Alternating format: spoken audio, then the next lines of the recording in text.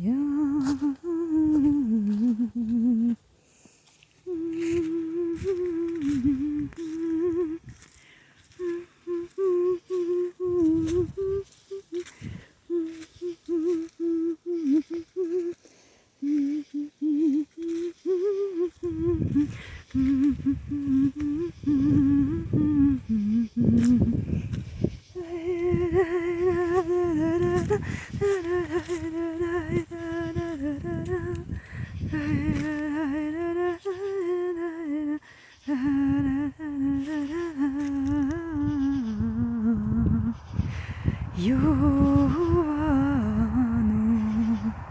Yovanke, край Вардару сидиш морі, бело платно беліш, си на горе гледаш душу, серце моє Йовано. Край Вардару сидиш морі, бело платно беліш, все на горе гледаш душу, серце моє Йовано, Йовано, Йованке.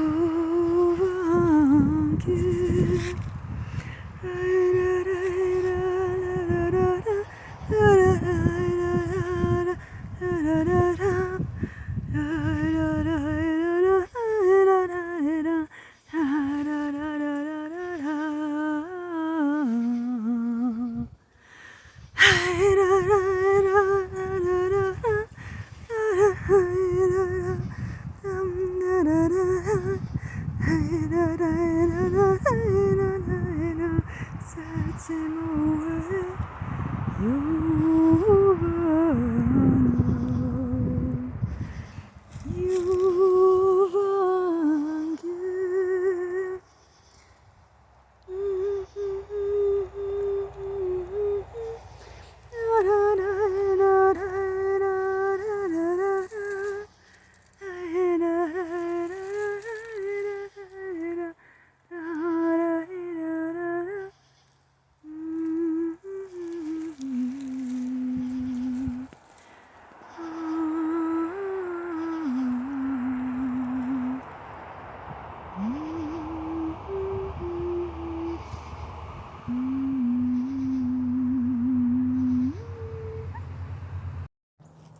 Hi everyone, and welcome back to Nosiya, the channel where I talk about Bulgarian history, culture, tradition and faith.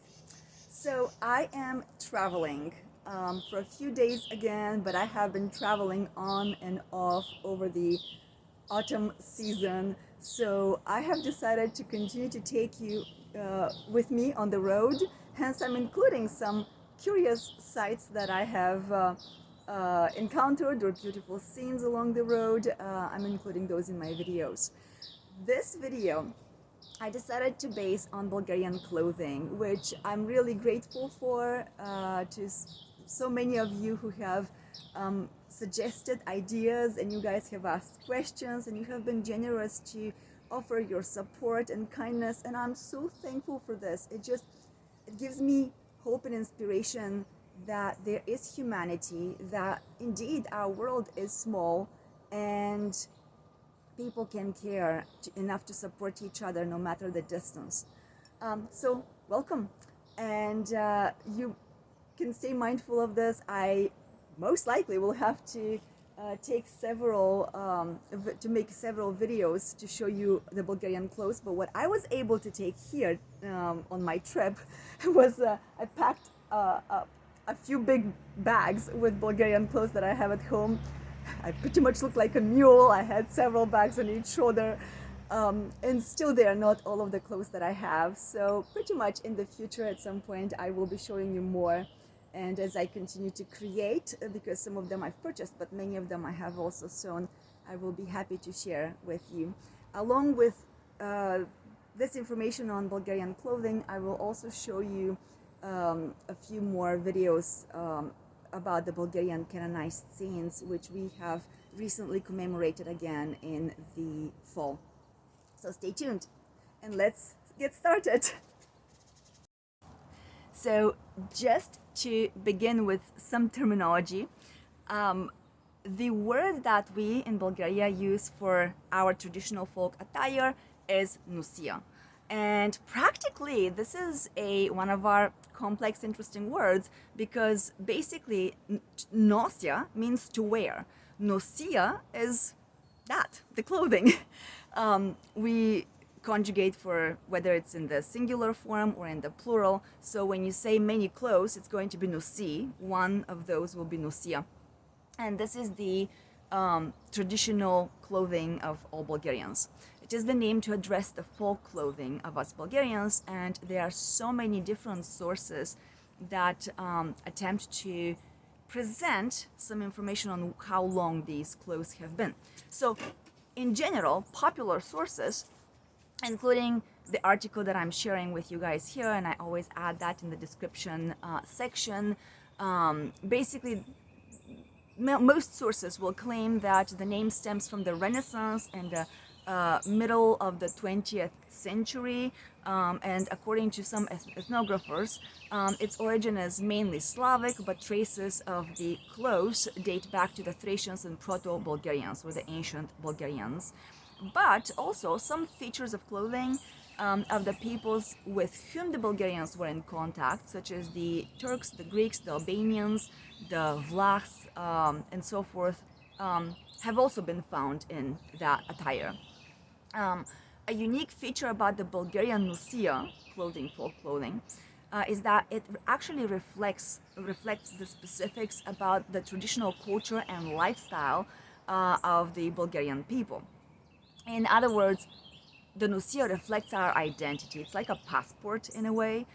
It's much like an ID card, which can tell about our background, socioeconomic status, about our family status, our faith, and so forth. And I will be including details about this. So it's also really suitable for an everyday outfit. Many people have mentioned to me, oh, these are so well decorated, I don't want to wear those every single day. But guess what? Traditionally, we would decorate them because decoration is just part of the meaning of the Nosiya. And so, yes, many of them are suitable so that they're at the length and also level of comfort so that you can work in them. And then, of course, we have those that are a little more richly decorated for the purposes of celebrations. So many have asked me, how come Bulgarian clothes are so richly embroidered, colorfully decorated and detailed? People, even modern Bulgarians, kind of tend to assume that the Nosiya must be some sort of a costume, and they'll call it a costume in Bulgaria for some, to me, strange to me reasons. And so they kind of assumed that the poor people could not afford it, and that it was mainly worn at festivals and, like I said, social gatherings in the past. So many Bulgarians have mentioned to me that our ancestors must have only owned one of those for a lifetime, and that they only pulled it out on special occasions. Well, that's a misconception. That's very, very wrong. And it's sad because I have mentioned in previous videos the damages of communism. Well, that's one of those. Communism, it's almost like it brainwashed, it washed away the culture and the identity and the self-preservation of our people to a great degree, which is really sad and heart-wrenching to me.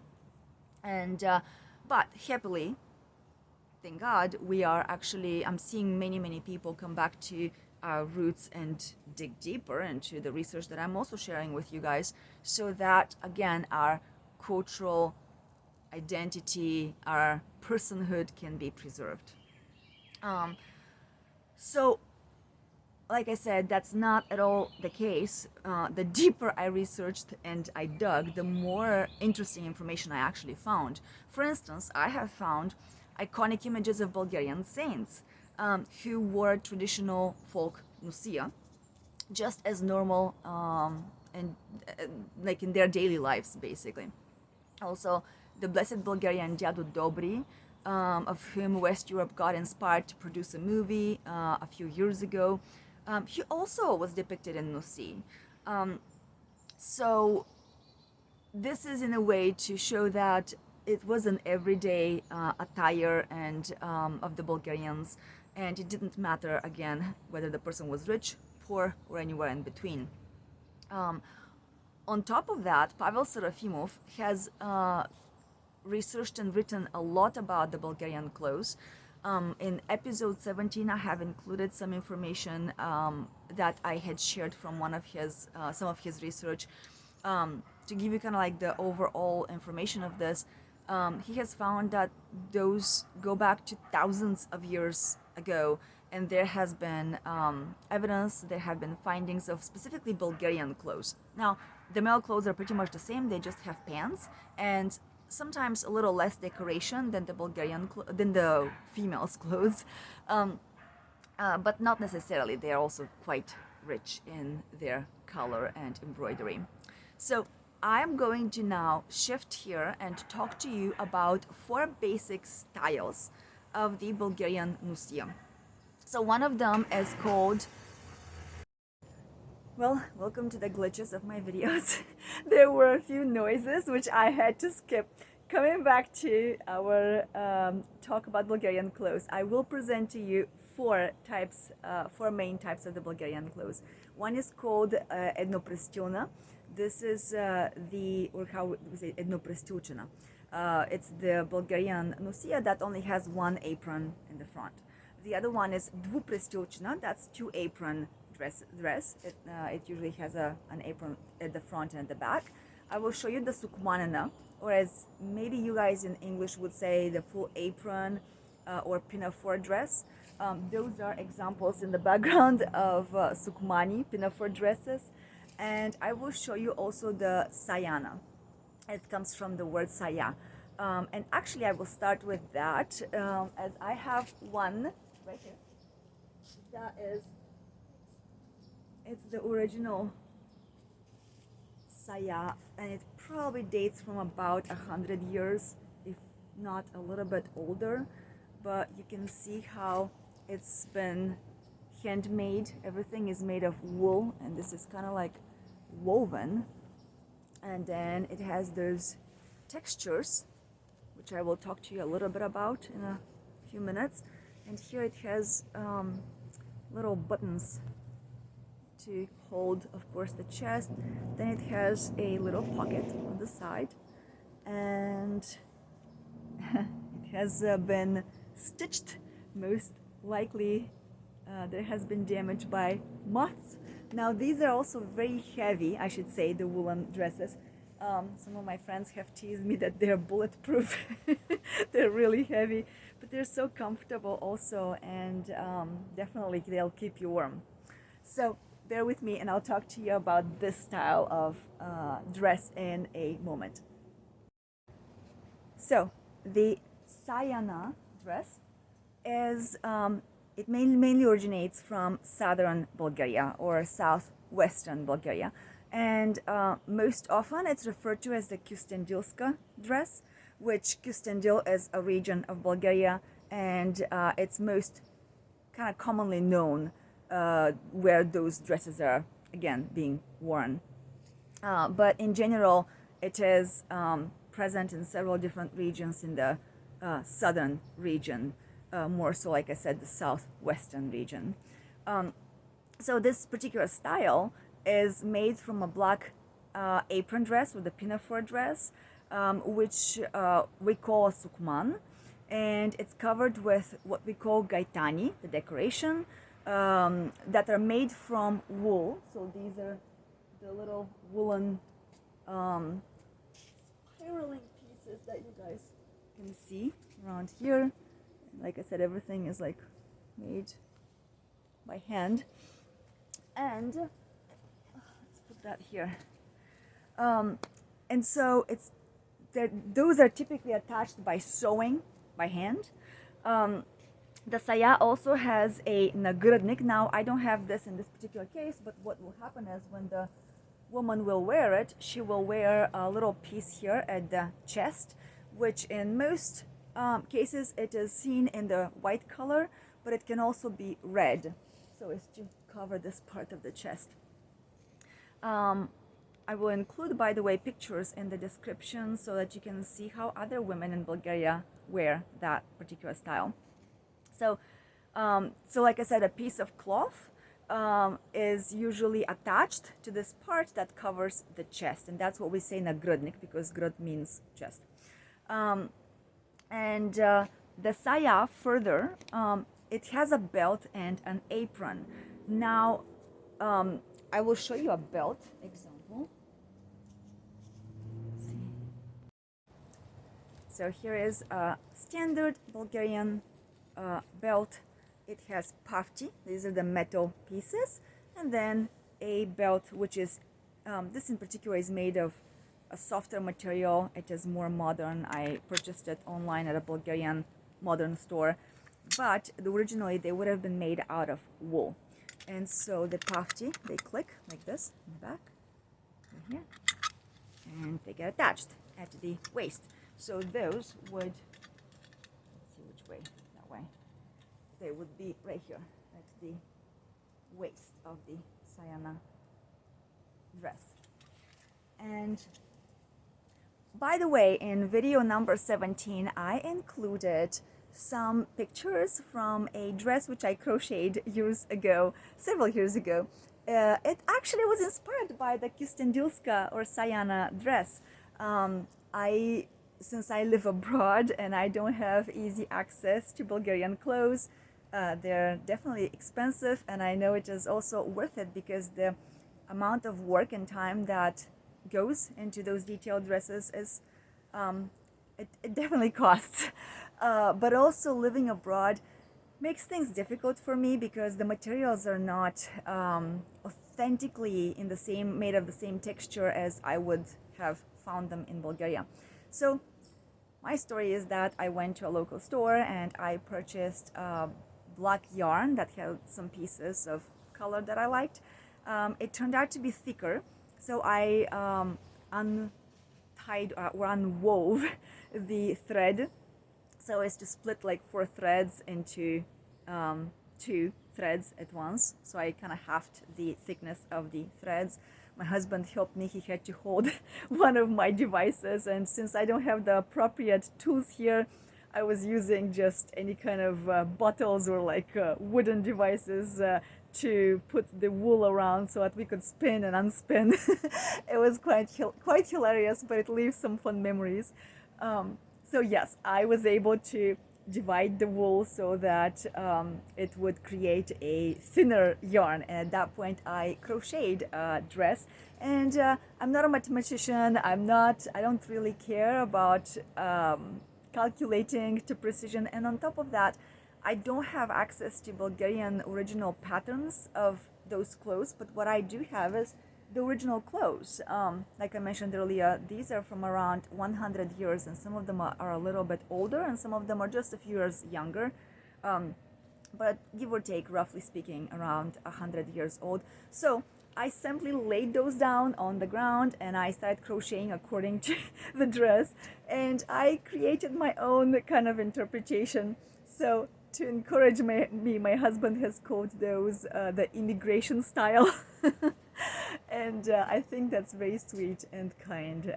And the truth is that this is how Bulgarians authentically would have and have done it for over the centuries. Many of our ancestors had migrated not just for centuries but for thousands of years, so they naturally would have gone from one region to another, carrying their style and also acquiring new styles as they would go. It just makes sense. And I have family members, I have heard from my grandparents and great-grandparents story about their grandparents who had migrated from different countries and or regions around Bulgaria. So that turned them into immigrants, right? So let's move on. So at this point, I'm going to attempt to show you the 1 apron and the 2 apron dress styles. I will pull out some magic so as to show you, because I have scattered clothes all around here. But let's start with the 1 apron Nosiya. Just to give you some background, those are the white dresses that would look something like, and I'm pulling them from behind the camera, something like this. There you go. So this is an example. This is a dress that I purchased from a current store.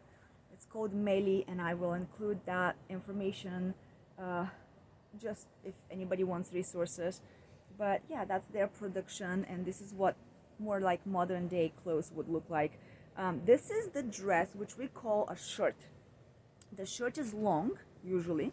It reaches the ankle, and it is highly embroidered, especially around the chest area, the edges of the sleeves, and right at the bottom of the skirt. This is very typical. And the collar, if there is a collar, typically they have collars, that would be the case. And so the apron would go in the front for a one apron Nosiya, and front and back for a two apron Nosiya. We'll show you more of these in a minute. So this is a type of a Nosiya that we can see that basically above the shirt, that's the shirt, the long shirt, right? In the lower part of the body, the apron is wrapped, and the ends of it will kind of like diverge at the waist, at one of the sides, left or at the back. They're going to be like tied. So when walking, the shirt is actually visible below at the ankles. And I'll show you some aprons. You guys may have an idea. So here are just a few apron ideas, but here it is. These are made of soft wool, and each apron is a different, again, style of weaving and texture depending on the regions. Here is a typical one. They just tuck it in so that it won't fringe. They add these are kind of like little braided threads of woolen yarn, and those have been created on a loom. So these are the edgings, just cute little fringes. So we will tie that around our waist in the front, again in this case. And then I have a whole bunch of other colorful aprons. So they're all made in a similar style. Now there are different aprons which along this trip I did not bring with myself, but I will show you in the future. One of them is this style, and this is typically hand embroidered. There are different styles, but this kind of like stays like little puffy stitch. And yes, it is depicting flowers, but I'll talk about this a little later. This is the Thracian style. So what's interesting about tying the apron in the front is that a while ago I read in some different resources in Bulgaria that in different regions some people actually had developed a tradition of tying the apron to the left. So this is in the case where, let me show you, if the apron's strings that tie are much longer, then you, like I just mentioned earlier, could tie those in the back, or they can wrap all the way around and come here to the front. In that case, they're going to be tied into a bow to the left. And what this actually means in some regions is that the person is Orthodox Christian. If the tying is on the right side, however, the chances are that they are Muslim. And this fascinated me because we have, as you guys, those of you who follow this channel, you've noticed, and you may know, that we have been under the Ottoman Empire's rule for 5 centuries. And in spite of this, Bulgarians preserved our identity, our religion, culture, tradition, and faith, right? And so it fascinates me because, of course, during brutal times of being, under the rule of a different foreign people, invasion, times of invasion, times of torture, there was a portion of Bulgarians who accepted Islam. There were Bulgarians who accepted Islam thinking that they would cover it up. And there were Bulgarians who resisted, and there were many who were tortured, and they have been canonized.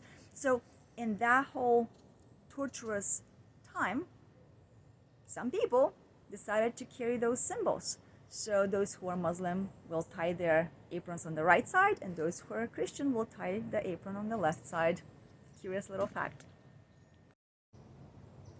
So here, a little further, our article informs us that we call a shirt, like I mentioned earlier, the long white cotton dress that we wear underneath the aprons and the sukmani, or the pinafore dress. These shirt dresses are made of hand-woven soft cotton, and in some cases they may be made of linen. So they are hand embroidered for decoration. Sometimes they are not embroidered, depending on what we can all afford. But in general, there is like the majority of our rich embroidery will be found basically on the white dresses, like I mentioned to you all earlier. There is some evidence that some used to believe that the embroidery could produce the effects of protection, and there are superstitions everywhere, but there are many sources that will talk about stuff like this, that if that they would embroider certain symbols, whether it's the sky or the flowers or the trees or certain deities from paganism, so as to protect them. Now, as I mentioned, many of our ancestors were Orthodox Christian, and they wore those clothes as well. The majority of those clothes simply depict flowers. You guys can see there are crosses, there are flowers, there are leaves and trees. So as an Orthodox Christian, I do not ascribe to superstition, but I can definitely understand where that's coming from. And one of the most, how can I say, important points that I bring to mind is just the reminder that many of our saints have worn the clothes, and they're our example to emulate. So if the clothes would have really represented something pagan and superstition related, then the saints would not have worn it. But we have the example of Saint Zlata of Maglen, who is depicted on many of our icons in a Bulgarian folklore, Nosiya. We also have Saint Petka, the Bulgarian, of which I will speak in another video soon. We also have, I mentioned in a different, like earlier today, about Djadu Dobri, who is a more recent figure. He's not canonized of a saint, but he's a blessed man. He was one of the greatest supporters of our church, although he lived a life very poor physically, in a poor house, poor environment, but he supported the Orthodox Christian Church tremendously. And there are many other saints, of which I will speak in time, that wore the Bulgarian Nosii.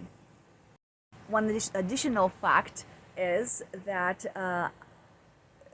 usually under the white dress, women will wear pants, and they are not salwar, because salwar are more of a like Ottoman kind of a style, Asian style, but we have those in some Bulgarian regions. Nonetheless, in the one apron dress, the women will wear a long pant garment for protection, and it can also be, again, totally white. It can have a little bit of embroidery on it, but I did not bring that to show you today. Again, on my trip I could only take that many, but here's another example of a white dress, and so the pants would go underneath so that it doesn't it's not see-through. Again, these clothes are made of fine cotton, and the cotton can be see-through, and it's also not as warm, so wearing pants can just add another layer of garments, and then they'll add the apron. Now, I do have only that style of aprons today, but that's basically it. It's just going to go to the front, and it's simple. Now, these apron style dresses are more characteristic for northern Bulgaria. So let's move on to the two apron dresses. It seems like I cannot escape the noises that humans make. Now we have somebody mowing grass, then we had an AC conditioner turn on. So I will not give up, and I will continue to talk to you. Hopefully that this video can turn out okay, just good enough. I'm never shooting for perfection, just going with it. But what I did now is I just added a few of those white garments that I just mentioned to you. So they are all these are the examples of the long shirts. Rizi is what we call them, dolgi rizi. And so I will talk to you now about the two apron Nosiya. So it is also an example of northern Bulgaria. In this type of Nosiya, the apron is actually tucked in the long shirt on the front as well as the back. So it will be worn right here. And let's take, like for example, let's say this apron. It will be placed right here. And then another apron will be placed on the back. So you can see two aprons can go there. Usually the style of the back apron actually can be quite diverse. So their shape, size and colors are basically different according to the region and again the background of the person, and so they have different names. Depending on the weather, the upper part of the body can be dressed up in a short or long garment. So with sleeves or without sleeves. In this outfit, there are two cuts or two types of patterns that are typically worn and that we know about. In addition, there are differences in places, mainly on the back aprons. So in West Bulgaria, the aprons are short and they're heavily gathered, kind of like pleated, as they consist of up to half of a yard, like what would that be, like 50 centimeters, 15 cubits. The way I translated that on Google was up to half of a yard of long fabric. So they will be gathered all together.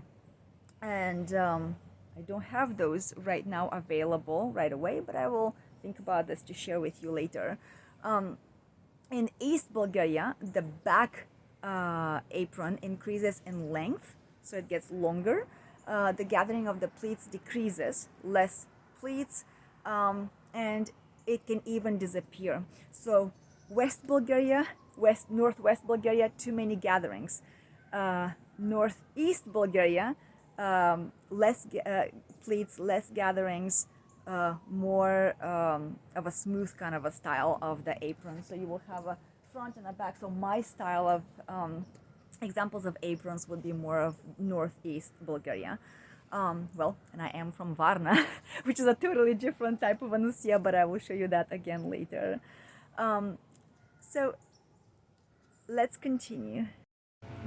One little detail to add here is that most of those northern style Nosii for men and for women will have actually matching colors and matching embroidery. Not necessarily, but it so happens. It's so created, done. It's been, again, done for so many years. And another point is that those gathered and pleated aprons, actually they are such that look like skirts, and they're not skirts. They're a long piece of fabric that is gathered, and it can be worn in the back, and then it reaches up to here, so it covers all the way the back, all the way to the waist in front, but it doesn't, the two pieces don't meet together. There is a string, it's being tied, and then this empty piece of, like, where there is no cloth will be covered with a different kind of an apron. This is something that I left back home, so once I go back I'll be able to show you. But I call those skirts. They do have a different name. Basically they look like skirts. They are made of usually of heavy woolen material, and they can be very beautifully decorated. They can be red, blue, green, all sorts of colors. The ones that I have are in the traditional black woolen material, and they have been embroidered with it looks like DMC floss, so it really stands out again beautifully to that background. So that's going to be in the future, a presentation of those. So at this point, right before I transition into showing you guys the full pinafore dress outfit, I thought about sharing with you some of those white garments that I have, the long shirts that I have available. I just showed you a few, but maybe you might wish to take a look up closer at some of those. For example, this one always makes me curious because it has been made by hand, and you can see the type of the stitch is so unique. Let's see if the camera will catch that. It kind of gathers and sticks out, and it's so immaculate. Now, this is quite old and it started to fade a little bit, but I still wear it. I mean, after you wash it so many times, the colors being wool and dyed from natural dyes, they will fade. But yeah, this is an example. And then at the bottom, this is how they made the flowers and the branches of the flowers. So this is just one, and it goes with, let's see if I can go to the side. It goes with this pinafore dress. So they are a set together. So they will go together like that. Another example, well, let me show you a northern style. This here is a northern style. Usually the embroidery that you're seeing here actually contains the tree of life, is what some people will say, but this is a representation, can be seen as a representation of a tree.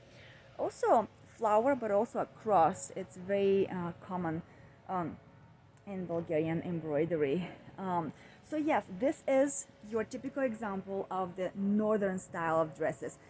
How you can recognize them is by the rich embroidery on the top, because this is exposed, as opposed to the apron, full apron dress, pinafore dress, that will cover that part.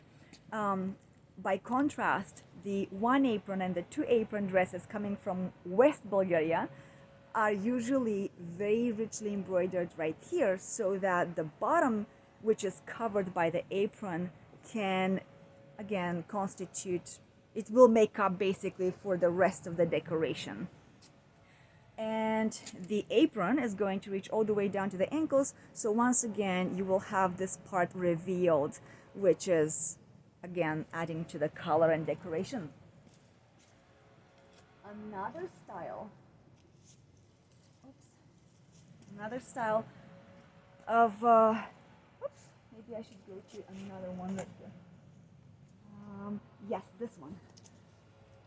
Another style of a northern dress is this one, but it comes more from, it reminds me of Kapanska Nosiya. So in Kapansko region, the colors that have been used are more subtle, like earthly browns, beiges, and blacks. They will have the top like that, so there is some embroidery on the top. It's not as rich as you saw that other piece of garment that I showed you earlier, but you'll see from the Kapansko region many more depictions of the tree. So there are trees, branches, vines, crosses, and again browns, subtle beige brown colors, and dark black. And the bottom is also embroidered, which will be the part that will show from, again, beneath the apron. So this region is known for having been one of the very, very tortured regions during the Ottoman Empire, and so the clothing evolved to be darker in color because of the suffering and the experiences of the people. And the Ottomans used to, oppress Bulgarians, so bright colors were not allowed. Again, as you can see, we have preserved many bright colors, but some regions didn't. So another one I will show you of a northern style, since we're still talking about that, is this one right here. Look at this, how richly embroidered that is. And in my case, I decided to get this one for Pascha, our Easter, because it reminds me of the happy colors. It has little crosses, and let's see, you can see like little crosses here. This is machine-made embroidery. This is more modern.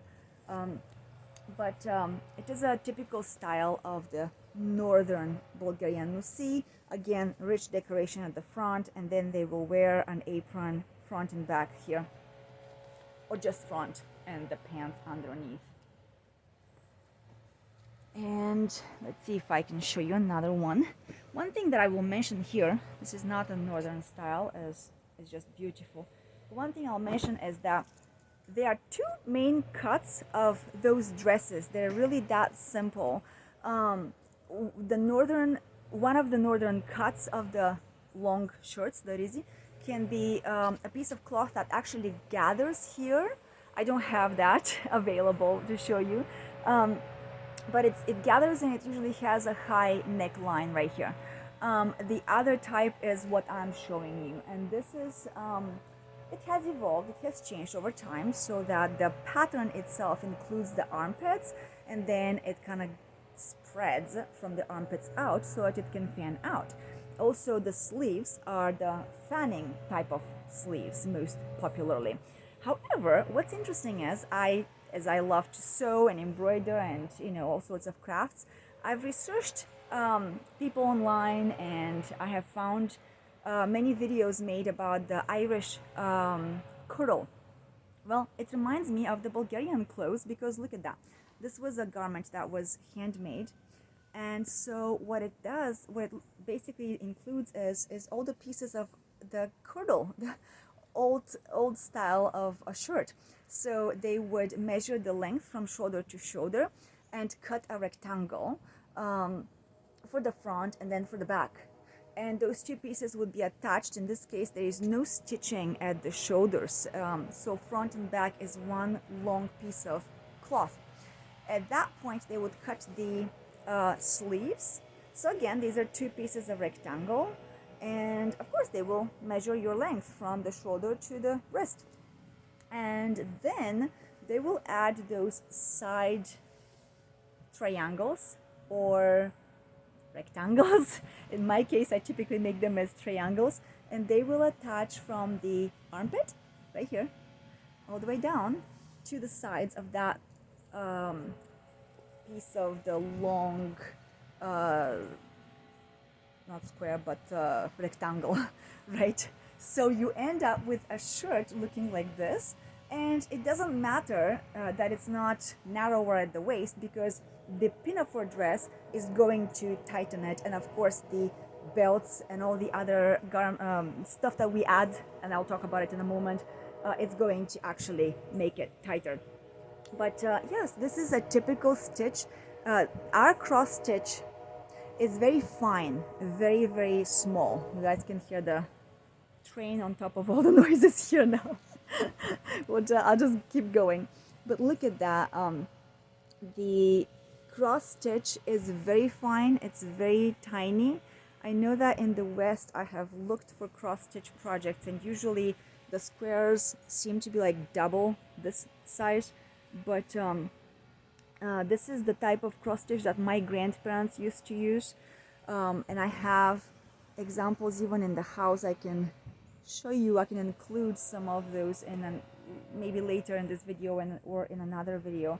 But my grandmother used to make I don't know what you would call those, like cross-stitch gobleni is what we call them, embroidery artwork. So they would depict icons, Christ on the cross, for example, or even sceneries from nature, spring and fall, and they were made in that kind of a fine work.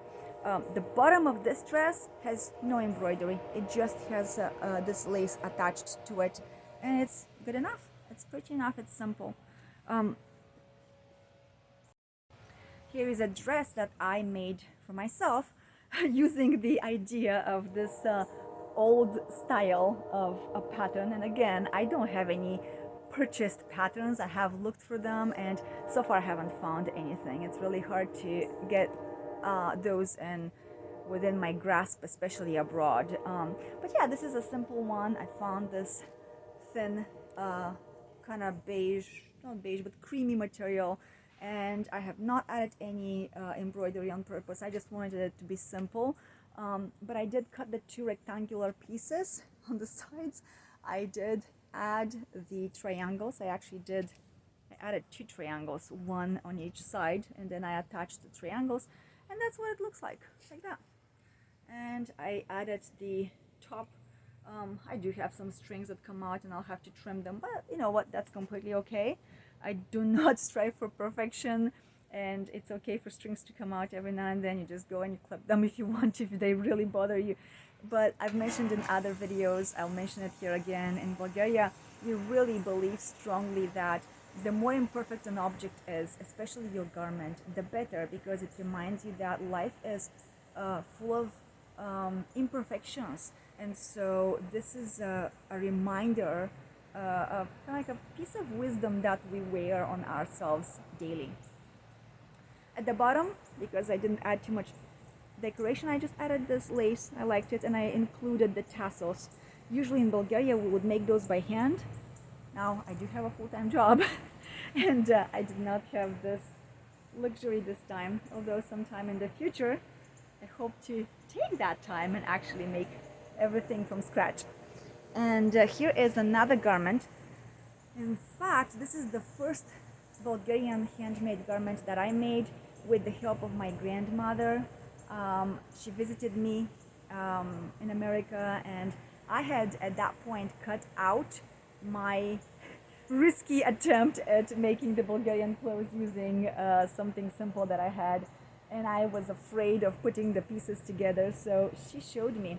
So this is her stitching, and we just added a little bit of just simple decoration that we had available here, and a little bit of lace over here, so that it would resemble the original clothes. And you can see I don't have a full like big collar here, but it still fits perfectly well around the neckline. This I usually wear in the summers or when the weather is a little bit warmer, because it is made from 100% cotton, and it's pretty thin. The sides here actually are not made after the rectangular pattern, but this is a fully, how can I say, there is a bodice part to this. So there is a curve that cuts around the shoulders and the armpit area, and then it ends over here. And then the skirt is made of 5 or 6 triangles, which we gathered together to make the bottom part of the dress. And then the skirt is attached to the waist of the bodice. And in this case, my grandmother made lots of pleats because I had cut quite big pieces for the skirt. And honestly, you guys, you can never make any mistake on these garments. The bigger the skirt, the more pleats you'll have. The smaller that circumference around your waist, less pleats you're going to have. It really depends on what you want to do. And here is one that I made all by myself right after that garment, since my grandma helped me in 2015, by the way. Then I went ahead and I completed this piece of a dress, the long shirt, right, Riza? But this one I actually cut everything fully from top to bottom to be one piece. So this does not have a bodice. It starts at the shoulders, and I didn't even make a stitch. So the front and the back is a folded cloth, which I cut up around the shoulders and the armpit. And then I cut separately the sleeve. It's a fan-like sleeve that opens at the end toward the wrists. And I attach the sleeve separately. Now, my machine has some embroidery options in it, and I was just experimenting, being creative, so that's what I did. This has not been made, I mean, it is by hand, but not stitching by hand. This is on the machine, part of the process. And then I added the lace here for decoration. I did add some more decoration, which is not very typical of Bulgarian style, but you know, it's still flowers. It still kind of keeps the tradition similar enough.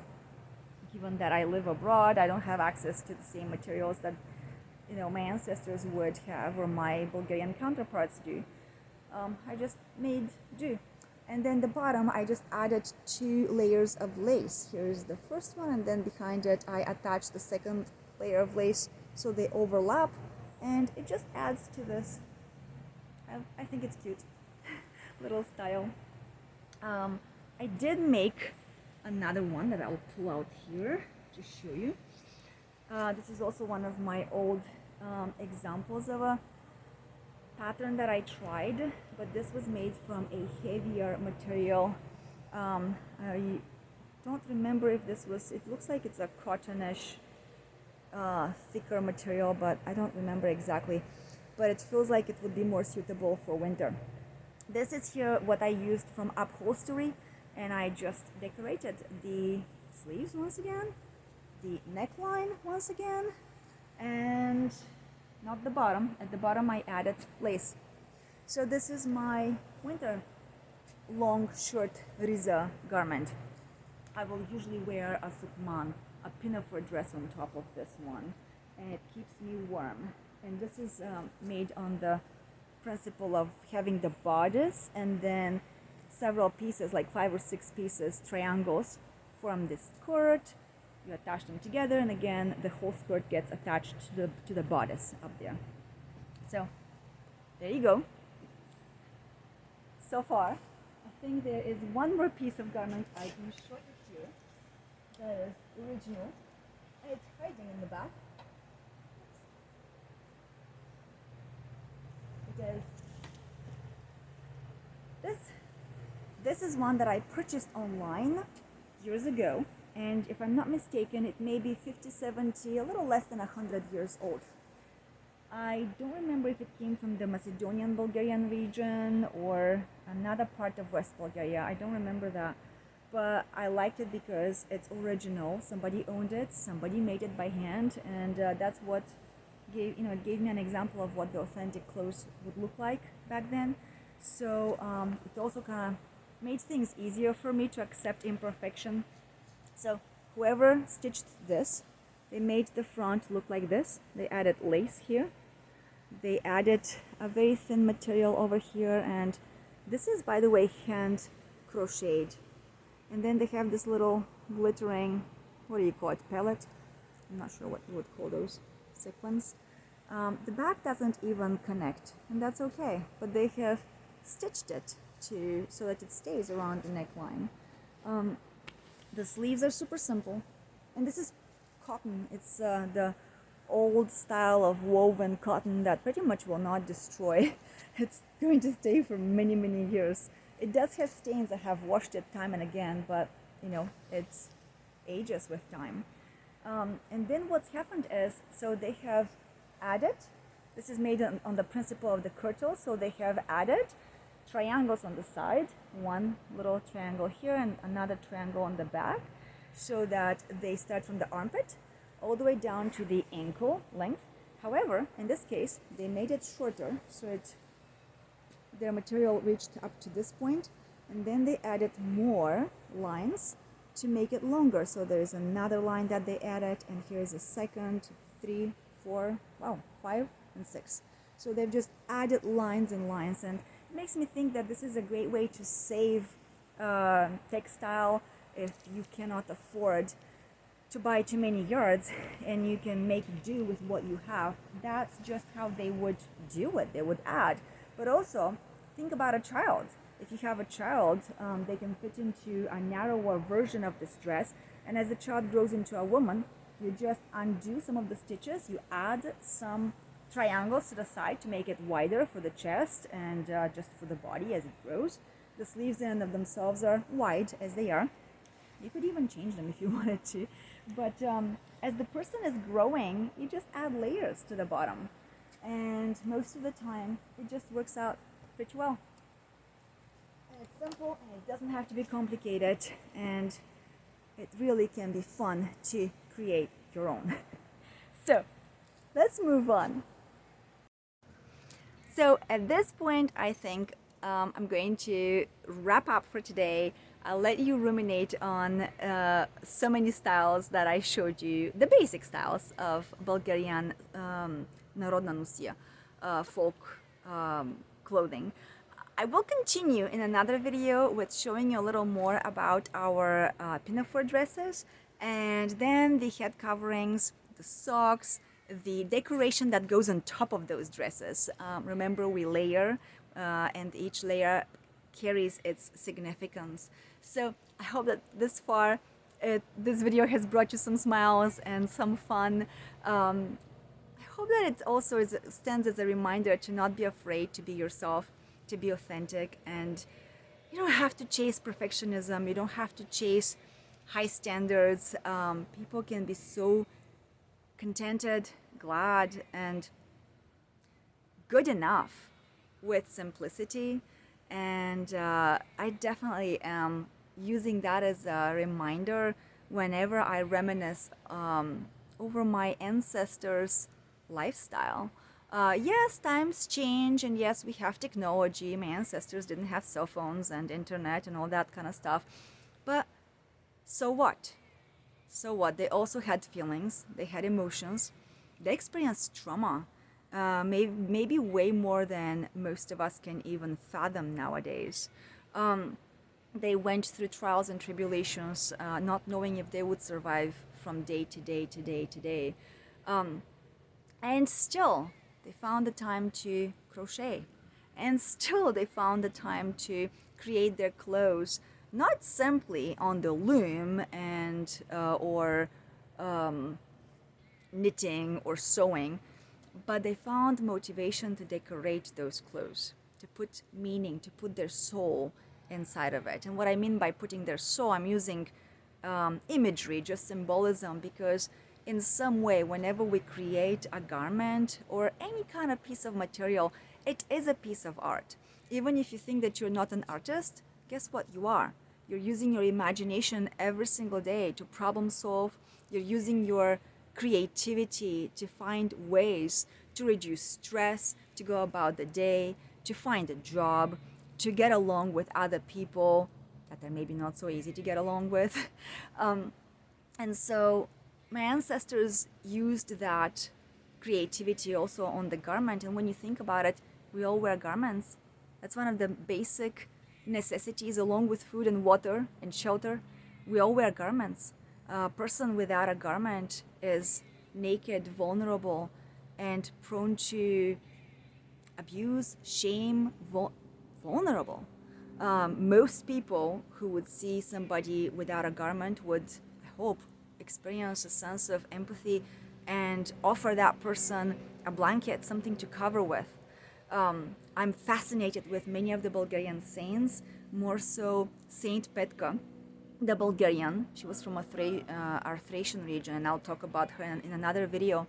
But she's known for giving away her garments, her clothes to the poor. It just shows the empathy, it shows the importance of those basic needs. And so if we can make them in a way that's simple, meaningful, beautiful, a way that reminds us of nature. Because why? Because we are creations, we are creatures created by a creator, WC. Living with nature is how our God has created us to live. Bulgarians, we all have traditions that circle around our calendar year, and those traditions go hand in hand, in sync with nature's seasons. The time to plant the garlic, the time to pick up the flowers, the time to plant the potatoes, the time to make the wine. All of these are created within, woven within the tradition of our culture. And guess what? It's not just Bulgarian culture. This is the roots of European culture. This is where Europeans come from. The oldest skeleton of European was found in Bulgarian grounds. This has been written about in articles, and it's just interesting, curious enough. But if you want more information, you can check my older videos to see, to learn about our ancient human civilization, which extends, I want to say starts, in Bulgaria for European culture. That's the oldest human European culture in terms of intellect, in terms of wisdom. So with that peace in mind, I hope that it does bring a sense of hope in you guys. Be yourselves. You don't have to buy into the spirit of the modern culture unless it's enriching your soul, unless it's enriching, it can serve to a good purpose. But many people feel the pressure that they should slave to the age that we all live in, and that's not the case. And our ancestors have gone through that. You know, they were enslaved by the Ottoman Empire. Prior to that, 1 century under the Byzantine Empire, and prior to that, so many more encounters with warring nations. And they did not give up their soul. They didn't give up their identity. On the contrary, they embroidered it on their clothes. So stay tuned if you're interested in more of that content. Look forward to more videos coming up. I am spreading positive wishes and prayers your way. I hope that this finds you well and that you enjoy the beautiful weather. It's getting warmer by this time of the day, and that's also cool. Nice. Maybe I can take off the coat at last. I hope that you guys enjoy your weather wherever you are. It is beautiful no matter what corner of the earth. So I'll see you soon. Bye bye. Thank you.